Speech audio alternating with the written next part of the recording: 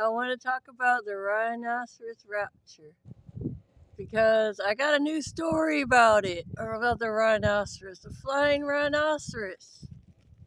What does that mean? You know that God speaks in parables, right? And the rhinoceros is in the Bible in eight verses, called the unicorn. And King David was considered a unicorn, anointed one, an anointed person. So the rhinoceros is also an animal. There's an end time covenant with the animals. So about the rhinoceros rapture, I got a new story a couple days ago. It's beautiful. Actually, Jesus appeared as a zookeeper, and he washed this white rhino till she was shiny, shiny, shiny.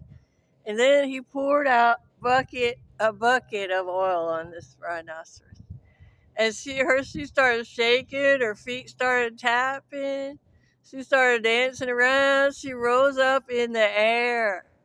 She went up to the clouds. This was oil of gladness she had. And she flew around up there, and she came back down and got people. Now, in one of the resurrection songs is in Isaiah 66. It talks about swift beasts. That's a swift beast right there, flying rhinoceros. So God saved all his animals two by two, and he put them up in heaven's zoo. But the rhinoceros was so heavy and large, angels had to leave him to wait on Mars. And then there's a whole bunch of stories about the rhinoceros rapture. So he appeared to me in a vision a couple of years ago and peeled off money from his wallet and said, "Go get what you need to print these stories." And I got a computer and a printer, and I used them up, and I had to get another one. And he provided for me to print these stories and give them out. Then he said, get an e-bike because I don't drive. He wanted me to go out and deliver letters. I ordered it, and I had a vision. Elijah brought me a camel in a vision. At the same time, a knock on the door.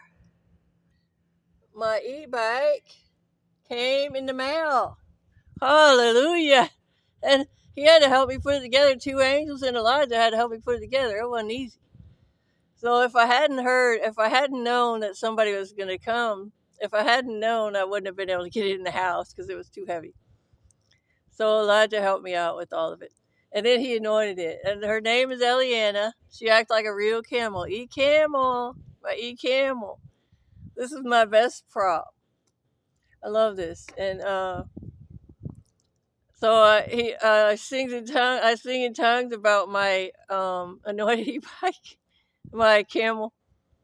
It's like about a bicycle delivery driver. And so um so more about the rhinoceros rapture.